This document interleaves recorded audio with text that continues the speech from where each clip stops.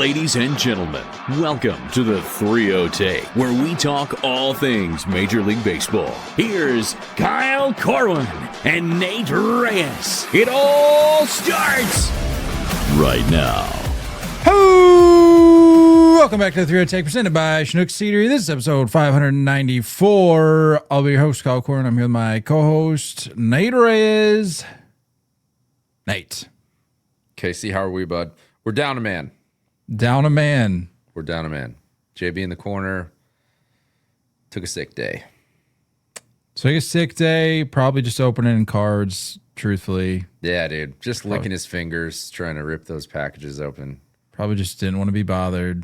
Yeah.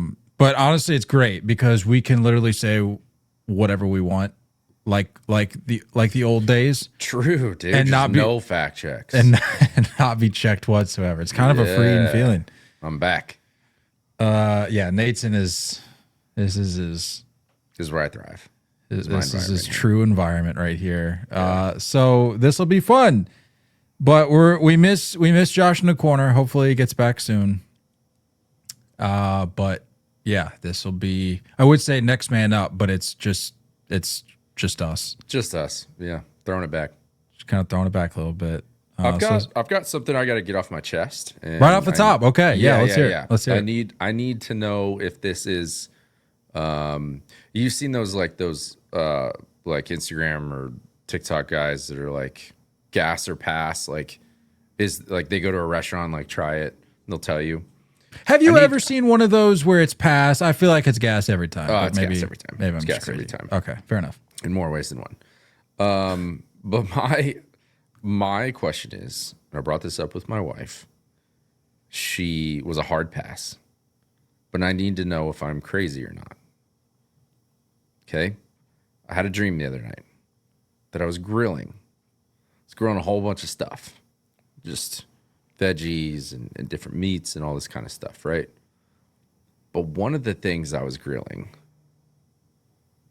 and I need to know if I need to go to Shark Tank with this, super thin hot dogs. Like the size of like asparagus, but they're hot dogs. It's like a straw, like a hot dog, like a straw, but made of hot dog, basically. Yeah. And I was making like 20 of them, just flipping those suckers around, rolling them out. And they looked. What do you mean rolling them out? Like you just roll them on the grill. You get a little spatula and you roll them. No, I hear you. But how did you get them to that state to begin with? Or do you just have like ground up hot dog? No, they were that way in my dream. They were already like pre-cut. Really. Oh, right. This is a dream. I think I blocked that part out, and I thought you were actually grilling these things. Okay, so this is your dream. Yeah. So like thin hot dog rods, basically. Yes. Thin as asparagus. Right. Like it's, like a longer than like a normal hot dog, but very thin. It's almost like a hot dog fry almost. You could pitch it as it's like a shoestring hot dog. Shoestring hot dog. Those would be crispy, but I think it could pass. I feel like it could work. And I told pass her in a good way. I told her this at 7:30 in the morning.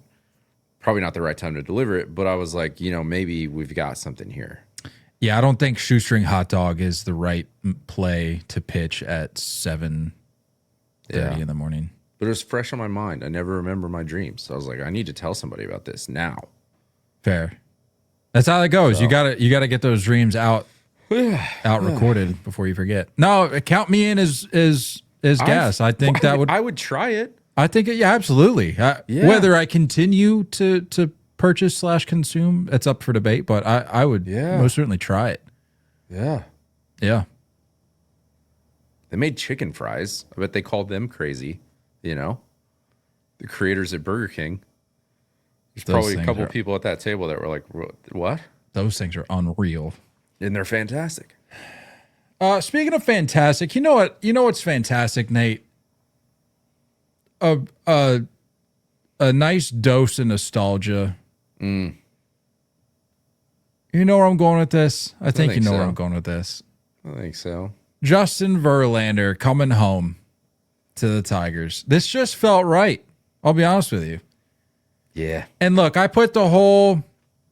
I know people have their thoughts on Justin Verlander as it relates to the Houston scandal, and he had some comments following that thing. And I know that cloud has followed him around ever so lightly, maybe not as strongly as some of the position players that were directly benefiting from said scandal. But he was certainly involved. He was part of the mix there, benefited from it. But I kind of, I set that aside. I'm like, I can look past that, and I can just celebrate and acknowledge the fact that him coming home is kind of cool, because you don't get this every day, especially with a player with his resume. Yeah, I don't know why. For me personally, the scandal stuff doesn't even he's not a name that flashes in my head. He had a couple.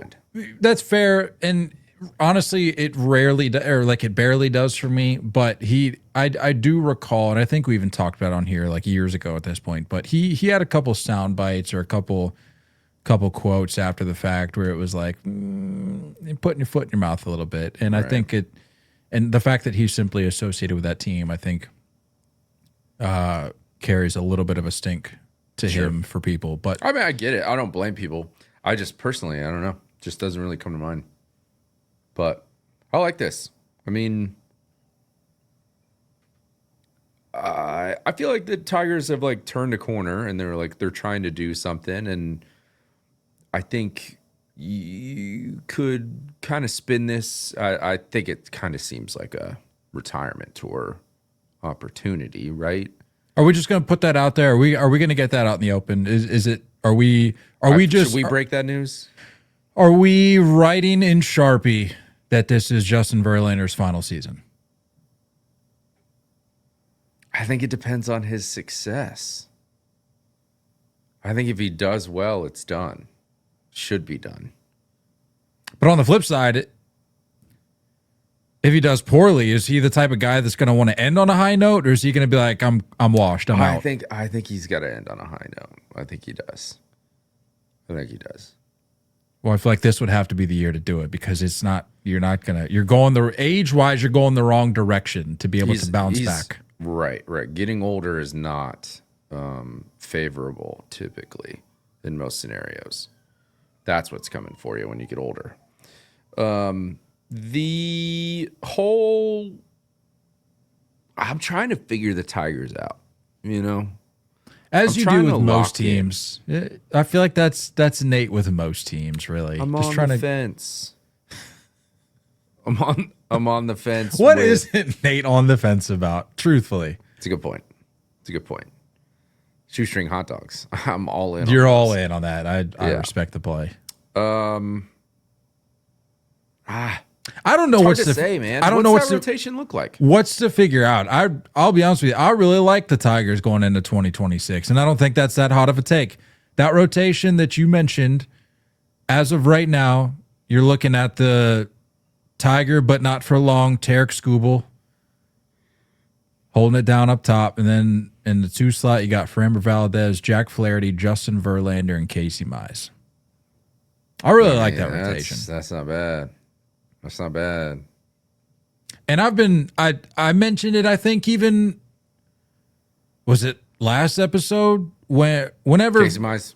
Yeah, I was talking Casey Mize. I'm like, I've really been rooting for this kid. Like, I want him to do well. And maybe I'm not saying it's a guarantee, but maybe bringing in a guy like certainly it helps to have Tarek Skubal in your hanging around him all the time. Yeah. I'm sure you can glean some knowledge from him, but a guy like Justin Verlander, even as good as Tarek Skubal has been, Justin Verlander's resume and legacy speaks for itself. So bringing him into the clubhouse will be just another voice that a guy like Casey Mize can benefit from. So all in all, rotation wise, I'm a big fan.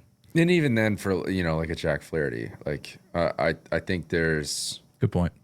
There's things that to learn as you're past the young 20s, and I can just solely rely on my physical talent. Now your brain is developed and you're starting to kind of see the game differently.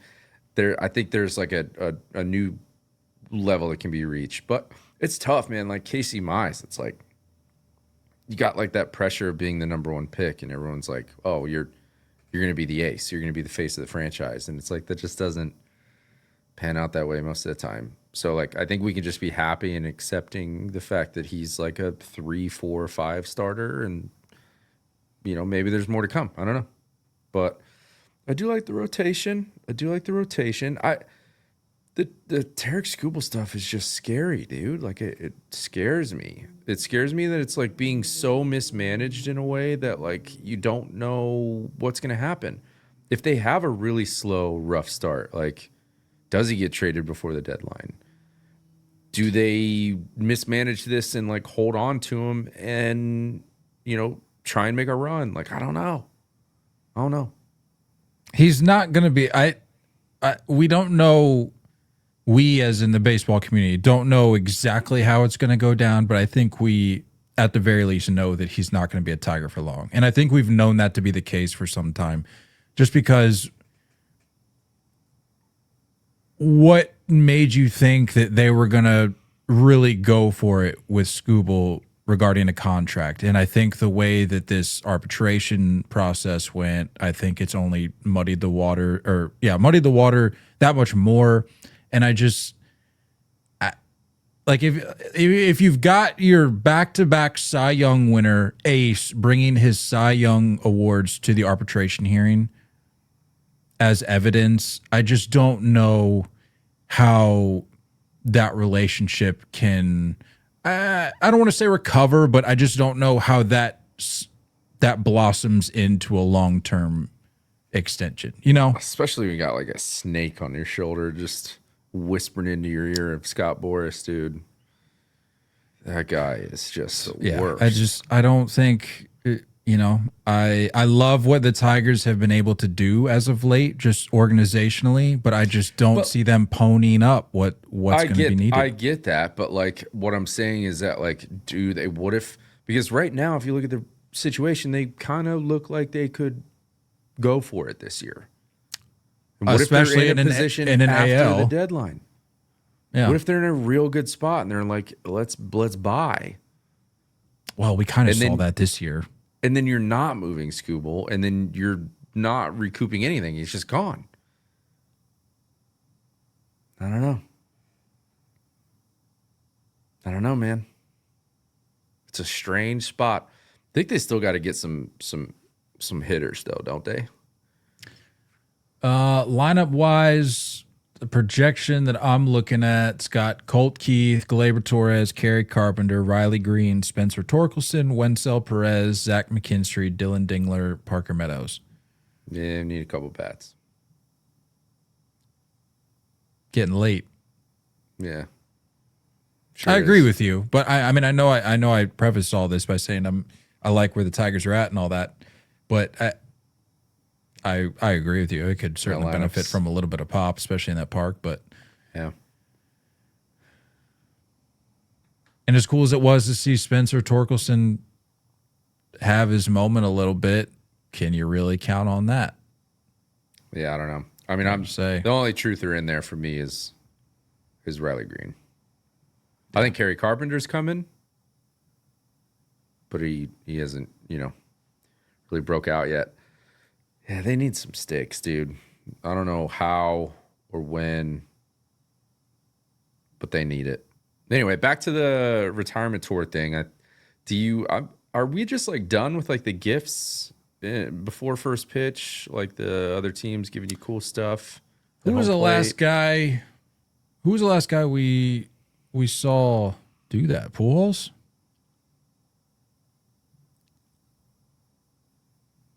Was that 20? I don't remember him getting that many. I remember Miggy getting a lot. Miggy, yeah. No, I mean, Pujols definitely got some things for sure. Maybe not as much. But he had announced before that year, right? Before the season started, Pujols? Thought he did. Maybe. That obviously plays a big factor. But to your point, maybe Verlander's the type of guy that would want to go out on a high note, and so maybe he wouldn't necessarily make that announcement until after the fact. So yeah. But I'm sure everybody's thinking it. including him. But Yeah, he did say, didn't he say he wants to pitch till at least through his age 45 season? Which I've said before, if there's a guy that could do it, at least in today's game, it would be him. Whether or not that ends up happening, whether performance or for whatever other reason, but he'd be the guy to do it, I guess. What's your gut say? Done after this year or no? Yeah, done. Well, what is it? He's a couple milestones away, isn't he? Isn't there some big milestones coming up? He's 8th all time in career strikeouts, and he's, I think, right behind. He's knocking on the door of 7th, tied with Bob Feller and Epa Rixey for 34th. Oh, Epa in wins. Did I say that? He's got 266 wins. For those that keep track of that,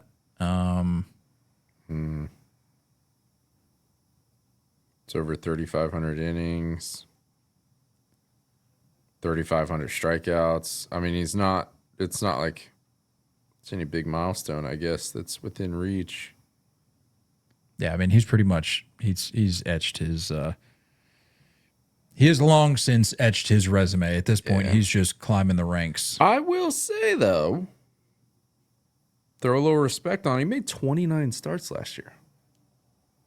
Yeah, it was last year he was like, it was like 52 innings. 0-8 over his first like 15, 16 starts, I think. Finished year 4-11, but that's besides the point. 150 innings. He pitched to starts. Pitched to a tune of 196 in his last 7 games. That's what I'm saying, man. There's still something left in the tank. Yeah. Sure. But Nate says he's all done after this year, so must not matter. My foot's not down yet. It's still up in the air. I'm on the fence. You're on the fence. Yeah, for sure. No, Yep. no doubt. Speaking about being on the fence, the Red Sox love sitting on the fence. They won't commit, I feel like, to a rebuild or going all in. They're just like, yeah, let's patch together this puzzle with pieces from I'm sensing unhappiness. 5 or 6 different puzzles. Sensing frustration. No, like on paper, I like the team. On paper, I like Caleb Durbin. Seems like everybody else is more excited about this than I am. Not to say that I'm not, but I like Caleb Durbin. But it's more about what we were expecting. And people can say, man, Red Sox fans are so spoiled. And sure, that may be true to an extent. However, when you have a front office, I feel like the difference between the front office of a team like the Red Sox and the front office of a team whose fans complain about Red Sox fans, like, you guys are so spoiled. You don't know what it's like to suck. It's like, no, your front office is just saying, like, yeah, we're going to do what we can. Like, we're going to roll out as competitive a team as we can, even though you know in your heart of hearts that they don't mean anything. But with the Red Sox, historically, that has been the MO. Like, we are going to pay, like up there with the Yankees, up there with the Dodgers. Like, we are going to spend the money. We're going to get the star player. If we say we're going to roll out a top 3 team in baseball, we're going to roll out a top 3 team in baseball. The difference is now they're talking that way, promising big bats, big arms. While they're tiptoeing, they're not going all in. And it's really frustrating because it's like, stop talking as if you're going to make these big moves. And then you bring in a guy like Caleb Durbin when everybody was expecting the infielder that was going to be taking the field opening day was Alex Bregman. So, I know if you look at the moves in their entirety, it's a different story, but it's when you look at the fact that it was Rafael Devers as well as Alex Bregman, and now you're left with what? So that's why it's hard for me. It's why it's hard for me to get super excited, but in a vacuum, I like the Caleb Durbin trade. 6-player trade with the Brewers for the Red Sox. They also sent into Milwaukee a guy that I think I mentioned an episode or two ago that I was looking forward to watching, Kyle Harrison, heading to Milwaukee, as well as some other names there in the mix. But obviously the highlight here is Caleb Durbin. And so all in all, here's the thing. I'm never going to be mad about having an athletic, high contact rate, manufacturing runs type of team. Mm-hmm. However, as I've sort of alluded to, the Red Sox don't have to be that team because they're the Boston Red Sox. It's like I shouldn't have to be satisfied with what's out there because there's no excuse, no reason as to why more money shouldn't be going out or more of an effort shouldn't be made in the trade market, because this is not the roster that exists now, the lineup that exists now that's presumably set for opening day is not representative of the Boston organization, market, and stature. Boom. Sure. I hear you. I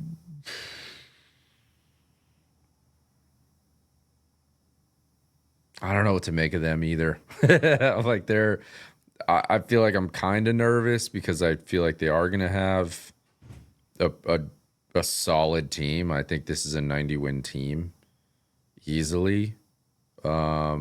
Pitching has definitely improved, which I'm excited about. But yeah, this historically has been a team, and not to cut you off, but this is historically has been a team that is one of the top offenses in baseball. And I just don't know that that's going to be the case this year, which really stinks. But yeah, I don't know, man. I mean, it's just, I get what you're saying, because like when you look at that team on paper, you're like, yeah, I mean, it's going to be solid. But then you look at like how deep the AL East is.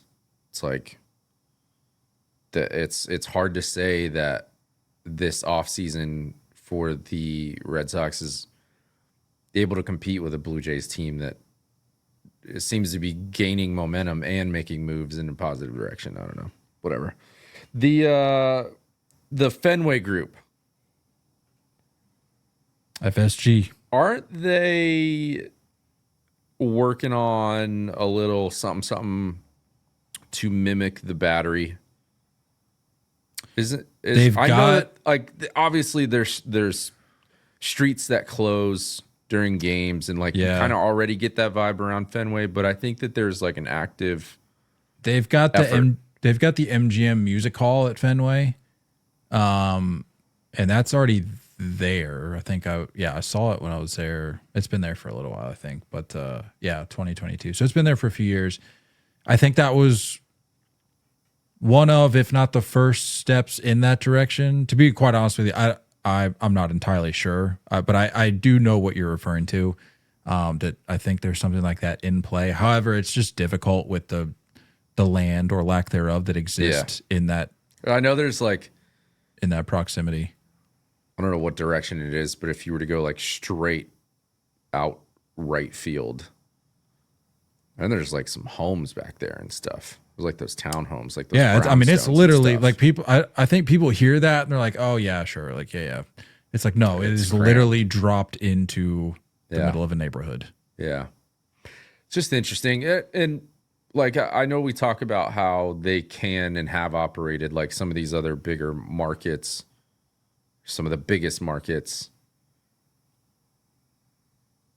And it's weird because this guy just went there, like, you know, Bregman that you just mentioned, but like it kind of feels like the Cubs teeter the edge a little, you know what I mean? They kind of teeter-totter back and forth between that, like, hey, we're big market, we're Chicago, and then all of a sudden they kind of get budgetary in ways. And then they get creative with their roster. And it seems to me like the Red Sox are starting to like slide into that category with the Cubs, you know? And that's what made me curious. You know, you talk about like some of these owners that are trying to change the environment around their stadium. They're trying to create this, you know, spend the day here type thing. And it just made me wonder if the Fenway Group was trying to do something similar. Are they maybe pushing that and trying to save a little bit where they can as far as payroll goes? You do have a lot of controllable names too. Like you have a lot of young names that are that are controllable that are going to be pretty good. I think it's but look at the track record of names that were young and controllable, and look where and stars even, and look where they're at now. So it's like a guy like Roman Anthony, despite having an extension, it's like, what assurance do you have that he's actually going to be there? Yeah, that's true. Doesn't really mean much around those parts. It's frustrating, but that also finishes out the Devers trade with Kyle Harrison getting moved as well, right? I think so. Which, whatever. Like I don't care. Like at this point, it is. I think you care a little bit.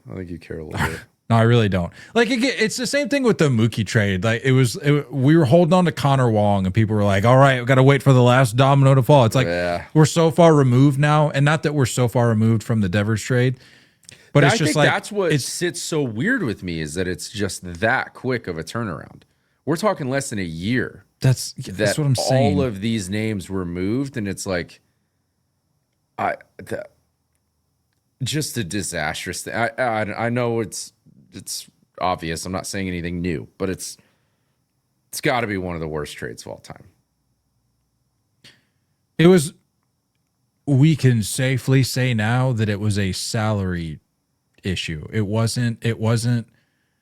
Because everybody's looking at that being like, oh, well, the return that you got for Devers is out the door. It's like at this point, we can obviously look at that trade and go, this had nothing to do with personnel. Would they have wanted more out of a guy like Jordan Hicks? Obviously. Would it have been nice to see if Kyle Harrison could have blossomed into something? It's like, sure. But Kyle Harrison served more value in a trade, so we shipped him out. So let's not act like they didn't mismanage the rushing of it, because there's no way the Giants and those pieces were the only return out there. I think there were plenty of other landing spots that could have brought back more desirable pieces. I felt like it was a panic move, and it absolutely was. It's hard to watch. But it happened. So you can only really work with the pieces that the hand that gets dealt in return, and I'm looking at that going, well, this hand didn't work out, so let's flip things around, see what we can get. And I just don't feel like going back to the lineup for opening day, I don't feel like what we're going to roll out there, while it's a good team, it was an under delivering after being overpromised the moon, basically. So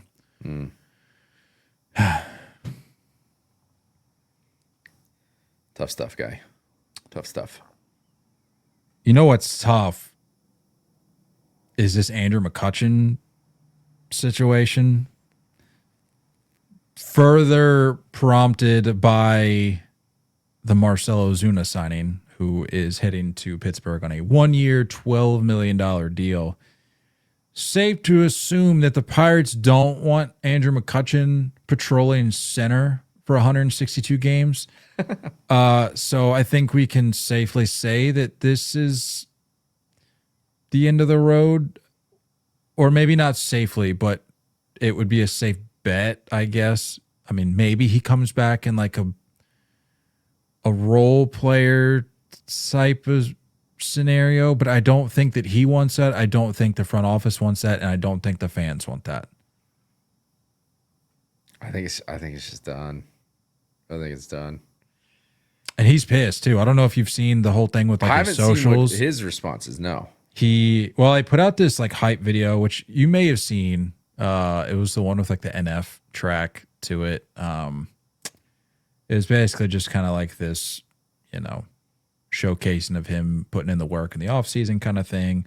But even more than that, I don't know for certain, but I want to say that his social profile pictures were him in Pirates gear, like in his uni and all that.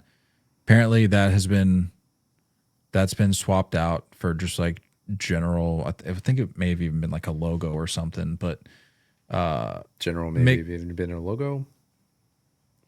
General may have even been a logo. So yeah, he's not he's not thrilled. It doesn't seem that he's thrilled. So was there this is a rough one to not have JB. Were there talks?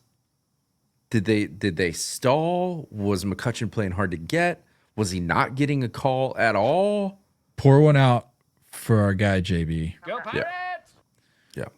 Yeah, real tough one to not have him on. But honestly, maybe a good thing because he was getting.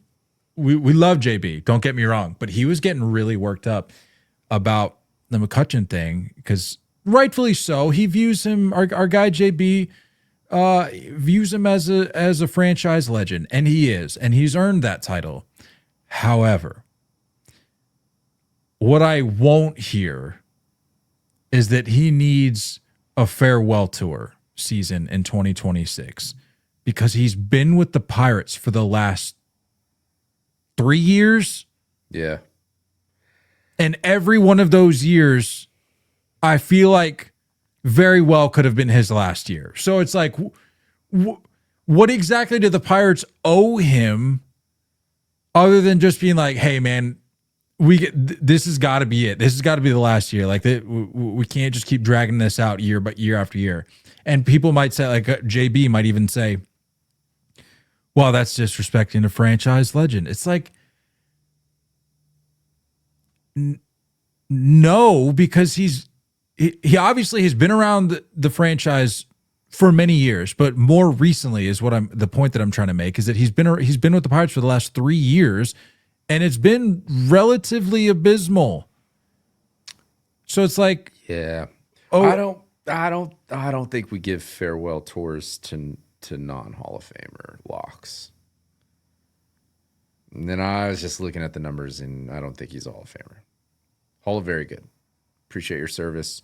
no, Still can be a franchise legend. Can still be. I agree. But well, I think that's the angle. I don't think people expect the entire league necessarily to give him this like Pujols Miggy farewell tour like we were talking about earlier. I think the term farewell tour as it applies to Andrew McCutchen just means relative to the team, like giving fans the year, like one last chance to really, or giving the fans one last season to celebrate Kutch and you know all that he's done for the team. I don't think the expectation is for it to be league wide, and I feel like that's a reasonable way to approach this. But either way, whether it's league wide or just team fan base specific, I don't know what else to say. Like how many more seasons of this are we gonna do before it's like, okay, when are we wrapping up this chapter? Well, what I'm wondering is that like if freaking JB, if a Pirates fan, like, would they have been satisfied with that happening last year and it just being done? You know, like, what is it the Pirates' fault for not taking more advantage of last year and doing that and doing the giveaways and doing the, you know, McCutchen nights and the, you know, bobbleheads and the jerseys and all that kind of stuff? Like, are we saying that the Pirates dropped the ball by not doing that last year? Are we like, is there any blame on Kutch for not saying like, hey, I'm done after this? Like, I think there's got to be some. Like I'm a big fan of Kutch for sure, but the more that I look at this, the more I look at his numbers, I'm like, you can't be upset with the team for kind of waffling on this. Yeah, because it's like it's punting. It's punting on another spot in the outfield. It's punting on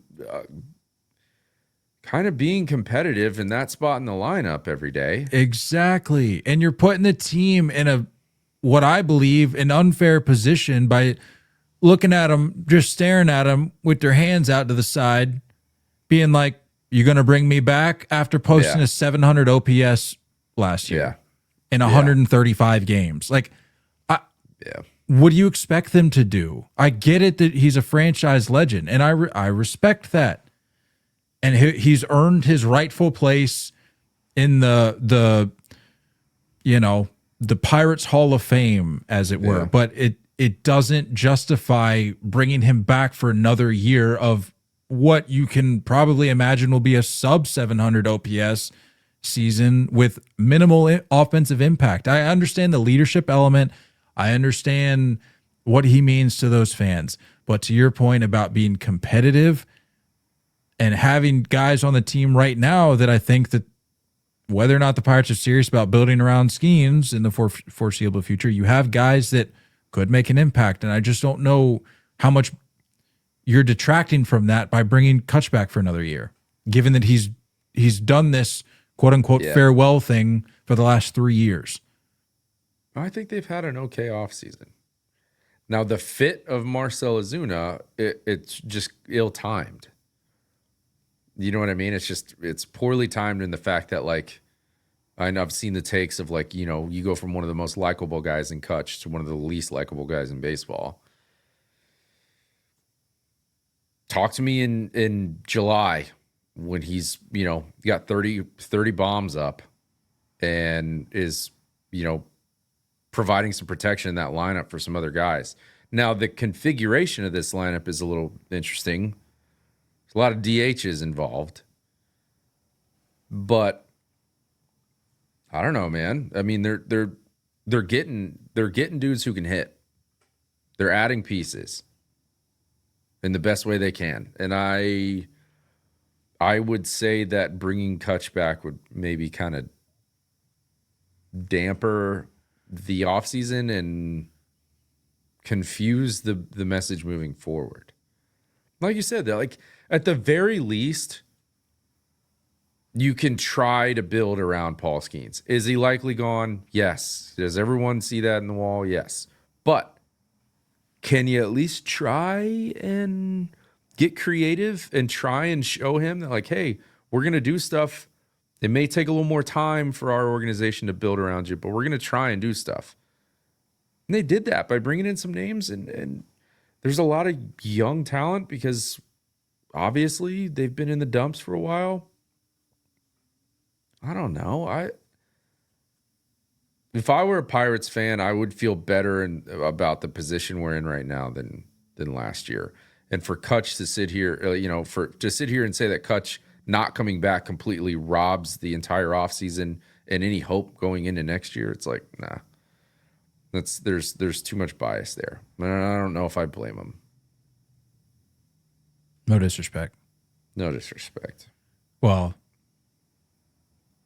speaking of disrespect, now's your time to talk about your guy, Paul Goldschmidt. What? Tell me what to feel about this. I mean, I guess I kind of get it. We're officially running last year's team back. Like, it's fully official. Is it, like, name for name? Is it the same lineup? I mean, yeah, pretty much. We got Caballero at the deadline. He's going to be the shortstop opening day because Volpe, I don't think, will be ready.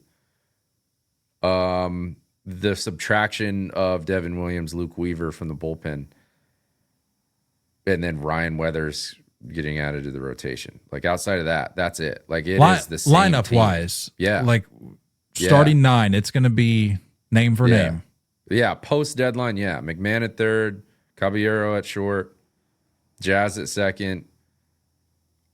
It's crazy. Goldie at first, splitting with Ben Rice. I think they're going to platoon. And I kind of get, like, because Goldie's kind of a coach. I don't know if you've seen him. Like, there's clips of him being in dugouts, like, coaching younger guys. He kind of just fits that vibe. There's a little bit of that going on in the WBC, if I recall. Like, early signs of that starting to develop. Yeah. Yeah. There's the clip of him trying to talk to Giancarlo Stanton, and Stanton's just slamming water. Like, you can tell it's just that too. Yeah. Yeah. Not paying attention to that. But Ben Rice doesn't know how to play first. He can't play first base because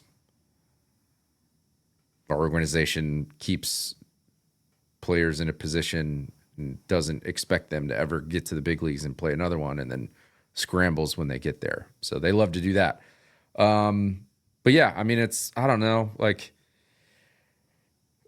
I was more broken up about him being on the USA roster and the Yankee roster. I mean, because we're stacked for the USA team, and Goldie's just like, whatever. I mean, I get it. There's people probably going to come after me, but like the fall off is pretty big, man. Though there's a real loss of power. Pretty much only going to hit off the lefties. Plays great defense. Can't argue that, but yeah. We'll see. They're running it back, dude. They're running it back. If you had to give me right now, I'm putting you on the spot, a little bit of a preview into a little bit of a look ahead, maybe even to our hot takes and predictions episode. If you had to give me the top 3 out of the East. I mean, it's like it's hard, dude, because like for me, I am frustrated with the offseason because it's like we didn't get over the hump and you could have done more. But then you're like, but this same exact team won 94 games last year and came down to the wire with the Blue Jays to win the division. So it's like I'm going to assume that you're putting the Jays. I'm going to go Jays at the Yanks. top. Yeah, Jays, Yanks, and like I'd probably say Red Sox just because of the pitching over the Orioles. Fair. I mean, you said earlier you could see them being like a 90-win team, which I feel like is that's I mean, that's fair. And then you kind of slot the Yankees in there in the middle. Yeah, that's kind of how I see it. But I could see that being flipped around in different ways too. But those top 3 teams, I don't know what order it's in. You had to tune in for Hot Takes episode. Well, that's what I was asking. I was asking for the order. You want the order? Which is why I was probably saying that order. Yeah, probably that order. I could see it falling that way. Yeah, but dude. You have to tune in. Welcome back, oldie. I guess I don't know. Welcome back, everybody. Be super clutch for Team USA. That bears no impact on his Yankees tenure this year, but just trying to look for the positives. I see. Hey, that's on me. I'm poo-pooing your efforts to try and find a positive out of this, a silver lining. I'm trying. Out of the Goldschmidt. Credit to you. I don't know that that's going to happen. Truthfully, I don't know how many at-bats he's even going to get in the WBC, but he'll get a clutch moment. I could see it. Against it's fair. Italy or whatever, whoever we're playing. Yeah. Well, hopefully we won't need a clutch moment versus Italy, but yeah, I know. Well, that's what I'm saying is it's like it's all relative in a very unimportant game. I can see him getting a lot of ABs when they're practicing against the Giants in an exhibition game or the Rockies. It's to answer your question, Italy, Great Britain, Mexico, and Brazil is the other team. Yeah. Maybe Brazil. They don't got much going on. No disrespect. Speaking of the WBC, a name that we thought was going to be in the WBC, but won't be for seems as though a multitude of reasons. Francisco Lindor. Ooh. Permission reasons, insurance reasons, injury reasons. He is going to be evaluated for a stress fracture, it appears, in his hamate bone. Hamate bone, dude. What's going on with the hamate bones? I don't know. I kind of want to look it up.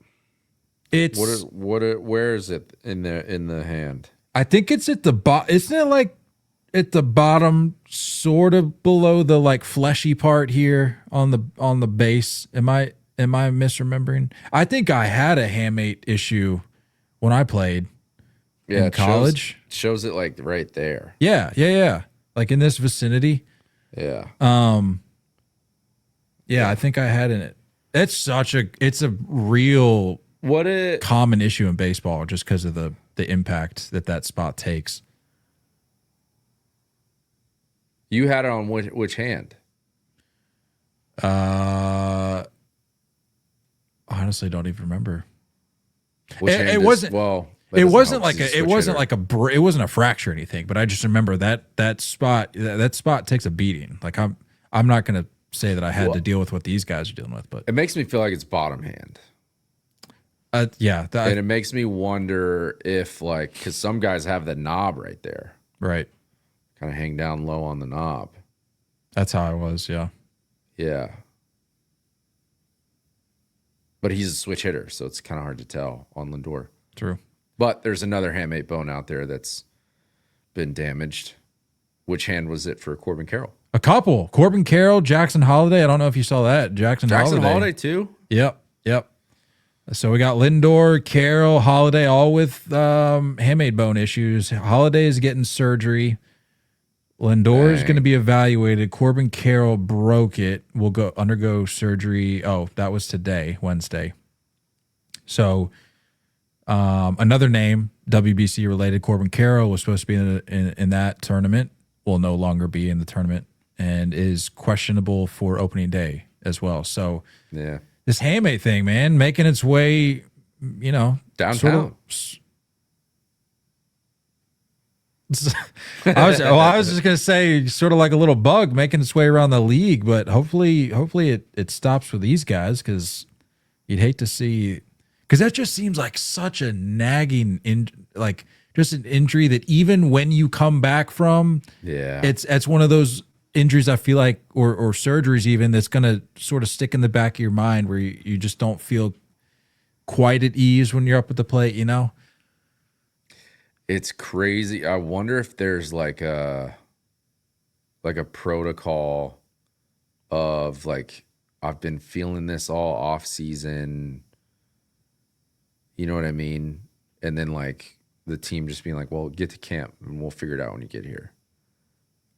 And then they do the tests and it's that's because all three of them happening within a few days. It's that's crazy. Yeah. And I feel like that's maybe the protocol, but I don't know. I don't know if that's the right way to go about it. What are the teams doing? Why are they kicking the can down the road? Why aren't we seeing this back in November? I don't know.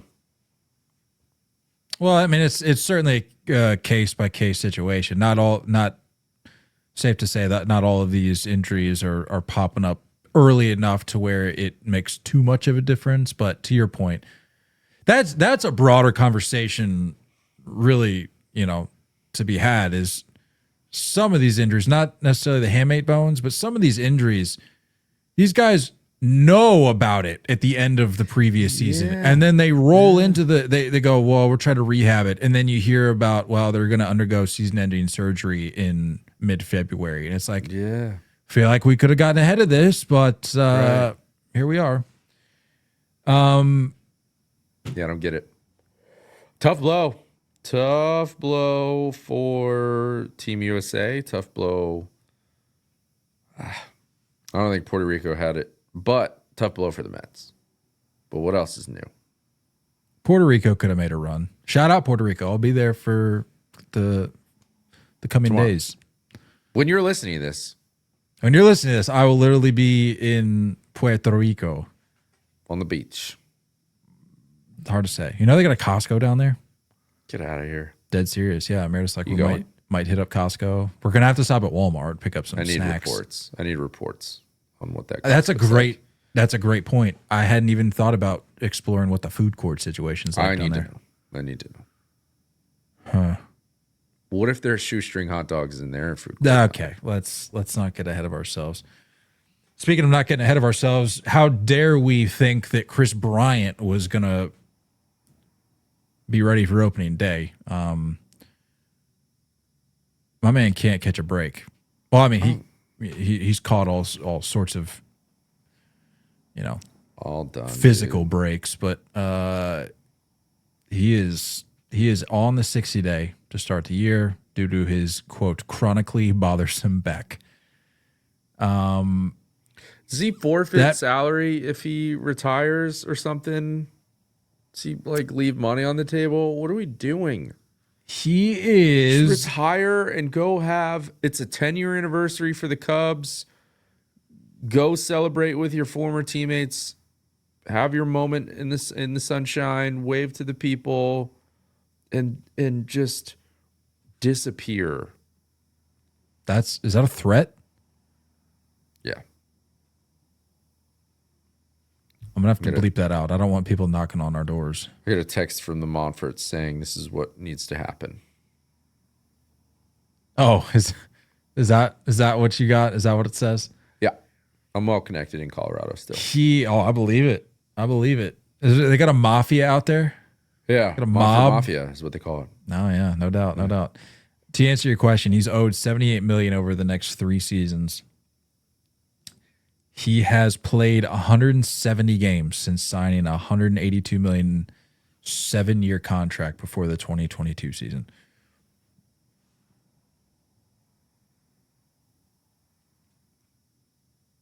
I feel for them.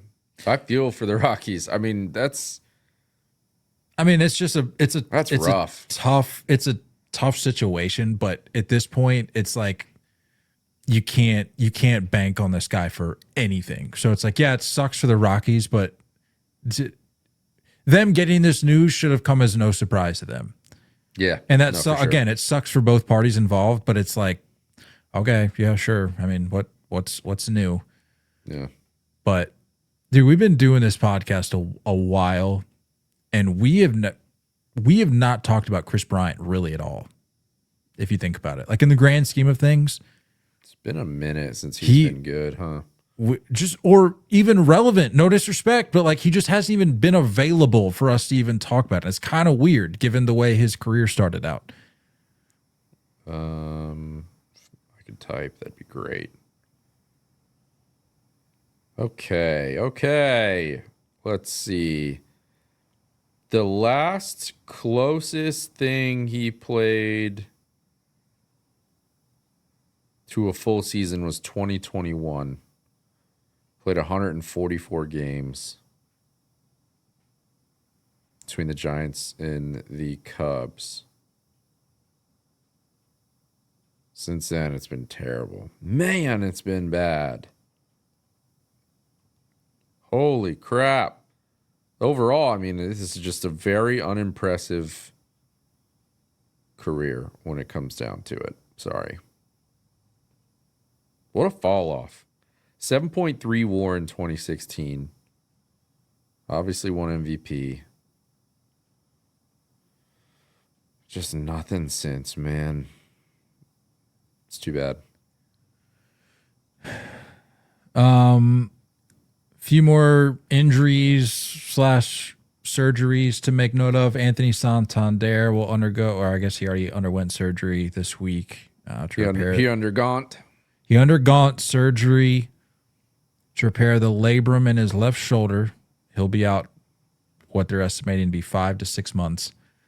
Spencer Schwellenbach for the Braves expected to miss significant time. They don't know the timetable for when he's going to be back, but they think, based on what I was reading, they think he avoided a serious UCL injury situation.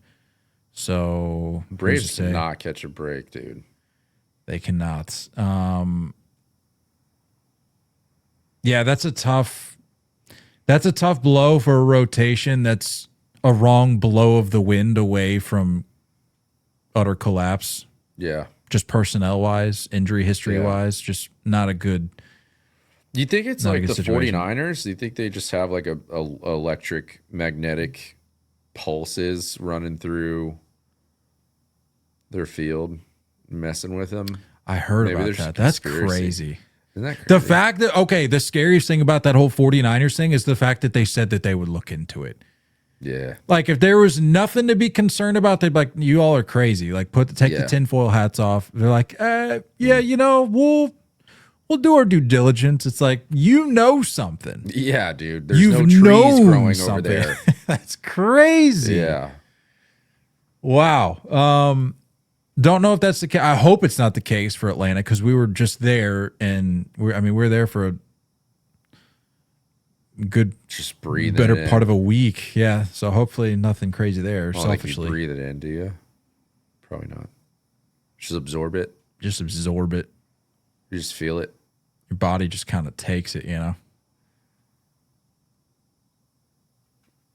It's just like static electricity. I guess. Walking I don't know how around in these your things work. socks. I mean, well, up here where I'm at, it's data center central. So I'm actively shaving years off of my life. So Radioactively. Oh. You could be a superhero eventually.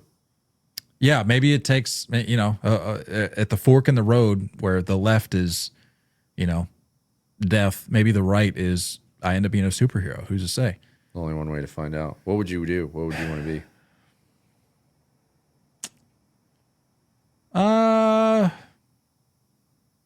I've always been fascinated by the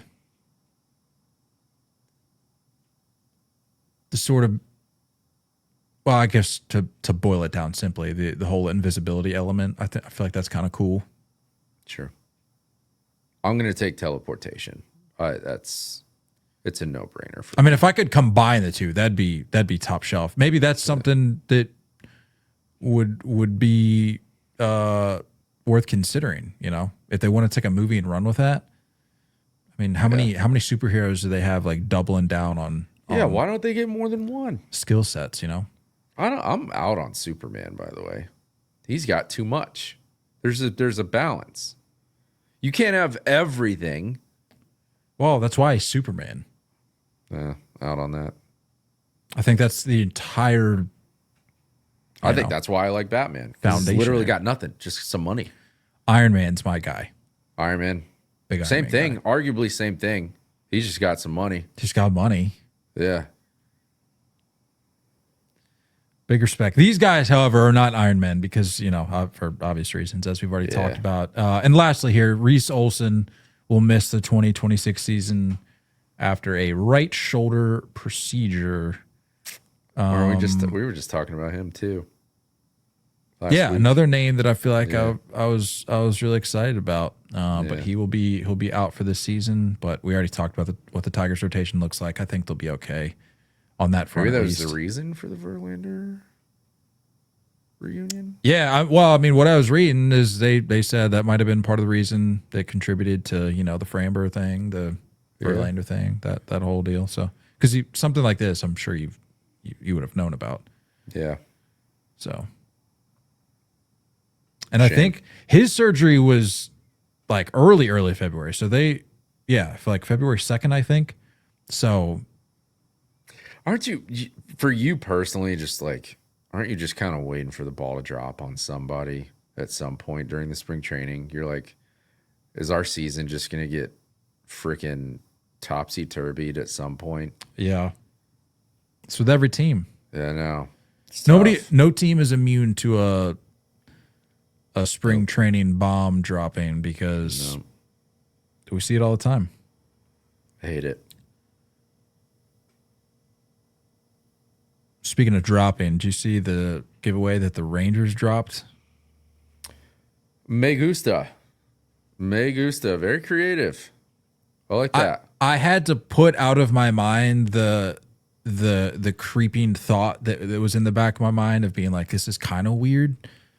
Like if you just look at it objectively, it's kind of weird. It's a little weird. But I just had to channel the inner Nolan Ryan fan right here. I mean, this is the That's there. it. That's the picture right there behind me. Go watch on YouTube.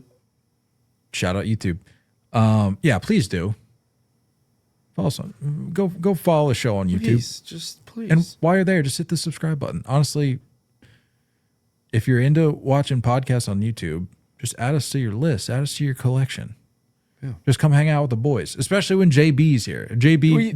You think we just put these stupid, all this crap on our walls for audio? No. We're trying to showcase our collection that we've built out over the years. Anywho's, if you don't know what we're talking about, the Rangers announced that this May 29th, the Rangers will be giving away throwback Rangers jerseys that feature. It's like a replica of the bloody jersey that Nolan Ryan donned after a comebacker from Bo Jackson. A lot of people think And I They admittedly, think it's the Robin Ventura fight. admittedly, I had to be reminded of that myself because I think you Yeah. just see that and you're like, oh, Nolan Ryan just throwing hands. No, it was the comebacker from none other than Bo Jackson.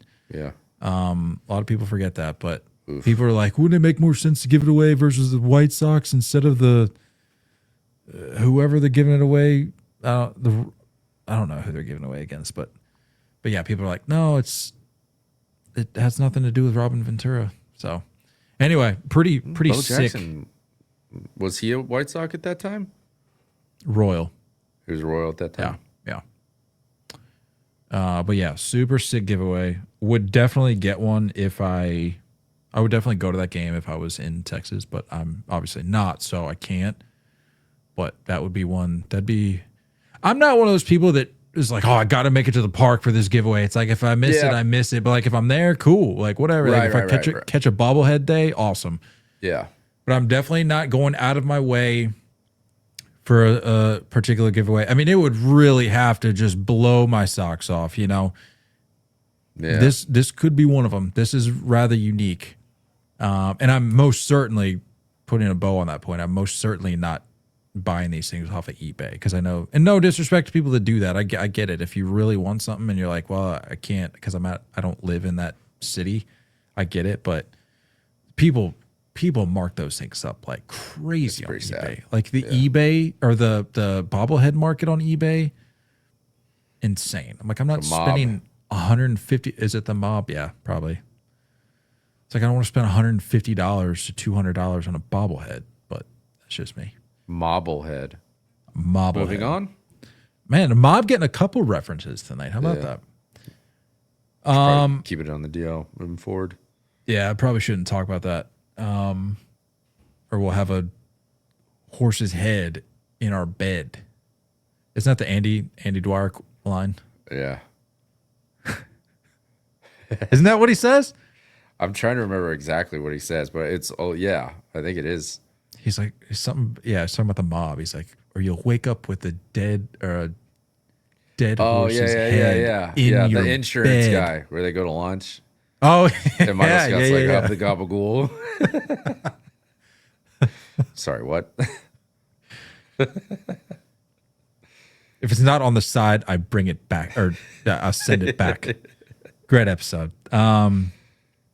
Speaking of jerseys, the Marlins announced that they're bringing teal back. Woo. Big fan of these. Not their first, dipping of the toe per se in the teal game. Like we've seen them bring back in recent years what is it? It's the whites with the black pinstripes, right? With the teal hats. You know what I'm talking about? I think so. Were those weren't the vests, were they? Not this most recent version, but I think that was within the last year or two. They brought that back, but now they're officially bringing the teal back, and I think they're going to be wearing that on Sundays this year. Yeah. Yeah, dude. That's clean. Yeah. Big fan. That is clean. I love when a team asks their fans what they want. The fans are like, hey, we want this. And Marlins fan case, they said, we want the teal uniforms back. And they go out and do it. Just all other 29 Major League Baseball teams, learn from the Marlins. Come on, be better. Yeah, love that. Honestly, just go back. Change it all. Change it all the way back to the Florida Marlins. I'm so behind that. Just change it all back. What are we waiting for? We can erase this. We can pretend like it never happened. Pretend it never happened. We'll close our eyes. We'll be respectful. We won't be rude. We won't pry. Just we'll close our eyes. You all do what you need to do, and get things right again. Wait, let's get this back to the Florida Marlins. Doesn't Jeff Conine's son play for them? Yeah, Griffin. He was a Duke guy. He was there when I was working there. I like that, man. A good Getting kid. Conine back in the teal? Well, actually, low-key, did he get popped? now or in college? No, post draft. I swear he got popped. Maybe I'm thinking of his dad. You said Griffin? Yeah. No disrespect. I don't like that first name. Yeah, he tested positive back in 18. Oh. Yes. Yeah. Well, still a good kid. Quote, careless decision. Yeah, I mean, whatever. He's still a good kid. Did Jeff Conine ever get popped? I thought he did. Or he was at least suspected of it, wasn't he? Come on. I like Jeff Conine. Was an Oriole back in the day. Anywho's. You see the new hats? See the spring training hats? Yeah, I wanted to round out with that. Spring training hats. You know, I'm not going to complain about them. Like, do I think they're like the greatest spring training hats ever? No. But am I going to complain about spring training hats in 2026? Also, no. Like, I get it. It's just a money grab. No matter what these teams, this league tries to sell you, like, oh, we're just trying to, improve branding. We're trying to improve the experience for fans at the spring training ballparks. No, just a money grab. It's easy to have a money grab when you change the design every single spring. Sure. But that's not groundbreaking. So, yeah, I mean, it's cool though. It's different. It's different. I can appreciate it. At first, I thought the other sticker on the bill was like another design. You see the normal sticker that's like the circular one in the middle. And there's like another sticker over like. Yeah. I thought that was a part of the design when it first came out. No, I was like, no. Please don't touch the bill. Honestly, okay. I kind of like them. Yeah. Okay. Honestly, when I was saying all those things I said, I didn't have I had seen the pictures earlier today, but now that I'm looking at them again, I'm kind of a fan. I mean, it's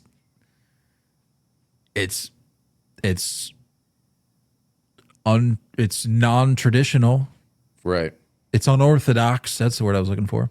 Right. But, it's in there's a day and orthodox age. And then there's unorthodox. And then there's unorthodox. In a day and age where my hat collection grows by the day, it's my threshold for disliking hats just shrinks almost by the minute. Like I just love hats. So the more that I look at these to sort of go back on what I was saying earlier, the more I look at them, the more I like them.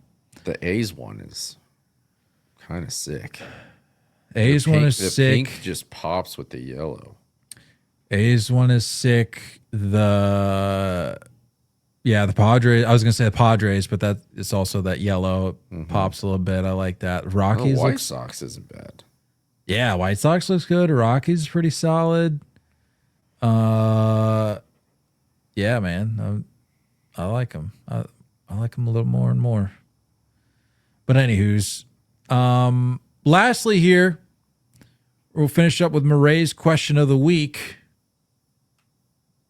Murray's question of the week. Murray's question of the week is, from this point on, you can't eat your favorite home-cooked meal, aka from mom, dad, wife, grandparents, etc. But your favorite team will win at least 10 more World Series in your lifetime. Are you taking it? 1,000,000%. Wow. 1,000,000%. Full 100% disrespect to Mama Reyes. No question about it. No question about it. I don't have the heart to say that, though.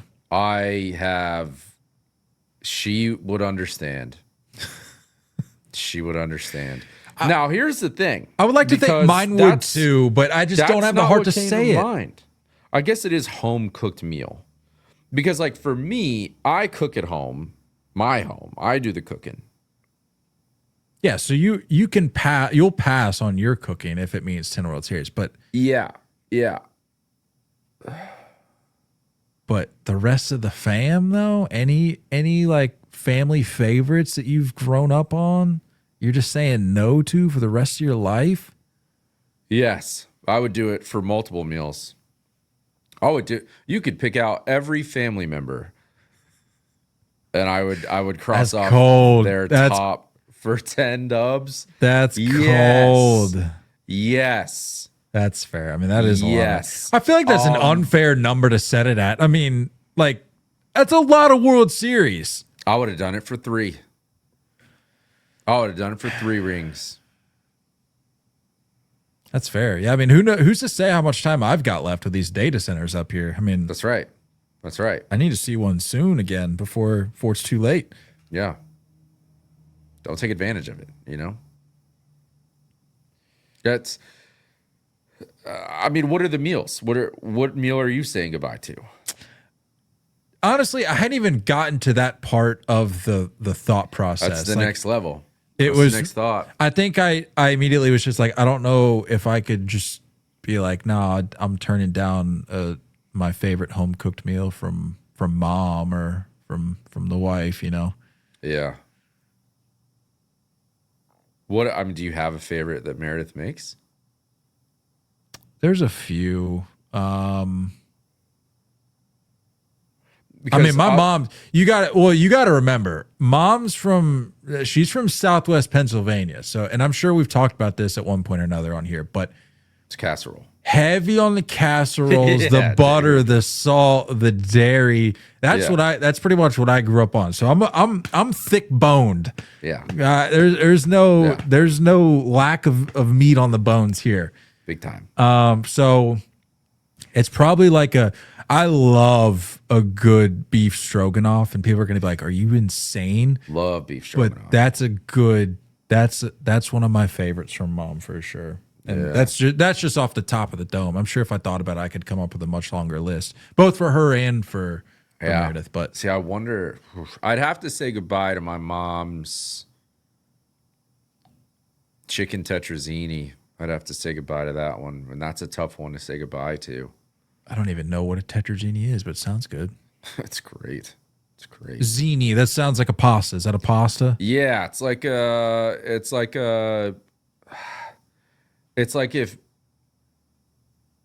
love child between mac and cheese and spaghetti. Now, not all those ingredients together. Beef tetrazzini. No. Chicken. Oh, chicken tetrazzini. Chicken tetrazzini.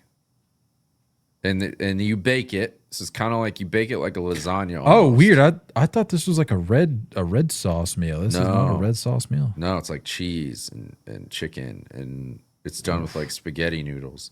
It slaps. It's a tough, but I mean, yeah, see ya. Adios. I'll hit a drive-through. Cold, man. Cold. Sorry, Ma. If it was that's where it was the struggle for me, because I'm the one that does the home cooking. And if my favorite home, if I'm like have to say goodbye to my own steaks for the rest of my life, no, that's a harder conversation. Thinking awfully high of your own steaks, but. Well, that's my favorite home cooked meal that I make. And I'm the one that I cook at my home. So no, I'm not disputing that they're good. You, by the way, haven't made me one of these steaks yet, and I find that kind of offensive. I got you. I find that kind of offensive. Look, she's not going to hear this, but like, you know, I have no problem saying goodbye to Paige's boxed mac and cheese. You know, that can. I think Kraft owns that. I don't even out know. me on that, by the way, because she has stepped up her game. Hey, I'll respect the effort. She's a great sous chef. Head chef is just not there yet. It's fair. But in fact, I might be going home to a meal here in a sec that I'm really curious. Actually, it's probably an air fryer or something. Hey, watch out for those microplastics. The air fryer? Yeah, you heard about this? It's a whole big metal. thing. It's all metal. It's the latest thing that apparently is going to kill us all. You just can't do anything anymore, man. You can't. But you know what you can do? You can go to the shop, check out the new merch that dropped. 30take.com/shop. That's THREEOHTAKE.com/shop. It's .com. HTTP.com/shop. You just type in the 3O Take on Google and HTTPS. Hey, did you know we show up on the Google AI thing? We as in the pod? It shows up. You just put in 3O Take into Google, it'll show up as like the top thing in AI. And it gives it like a breakdown. There's like bullet points. And it's like kind of creepy. It's like it all started with Kyle's blog back in 2016 or something. Like, shout out to the about page on the website. It did some digging on it. Hey, shout out to AI for leading me to my next point. It says, as of February 2026, they launched a Patreon offering exclusive bonus content, which was my next point. Check out the shop and check out our Patreon. Just launched that. Was that last week? Yeah. Go check out the Patreon. We're going to be dropping, if you missed the news, we're going to be dropping bonus episode like change-ups on there where we're just talking all things not baseball. Really, I think you said it best. It's really like maybe sadly, our best content, I think. Yeah. It's where we really shine. So this is okay. We enjoy this. We love baseball, but we really love food and talking about pet peeves and more food and pet peeves. It's mostly food. And more food.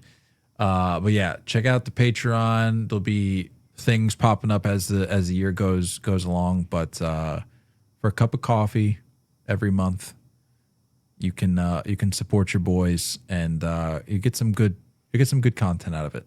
That's it. Simple as that.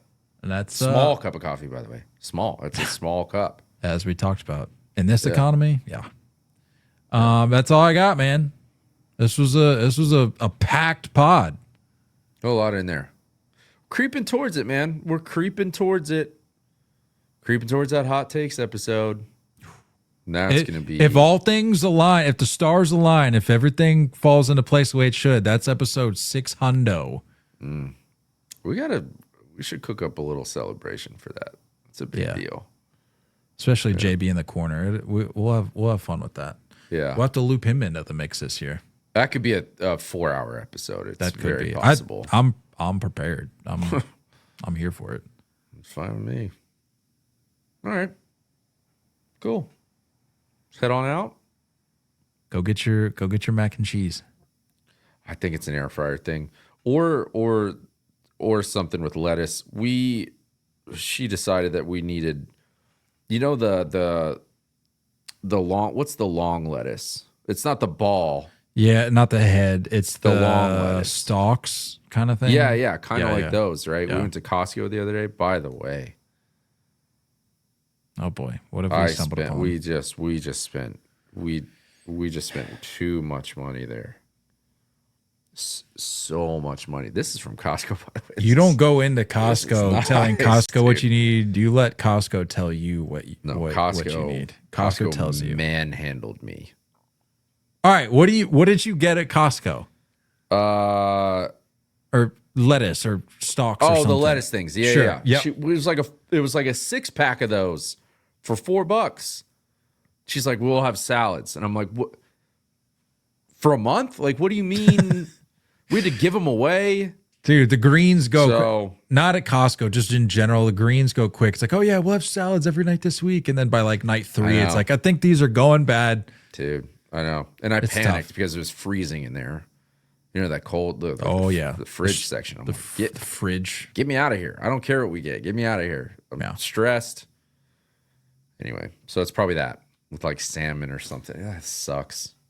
Hey, yo, don't sleep on the salmon. I love good salmon. That's like the one meal I contribute to our regular rhythm for dinner. But an air fryer salmon.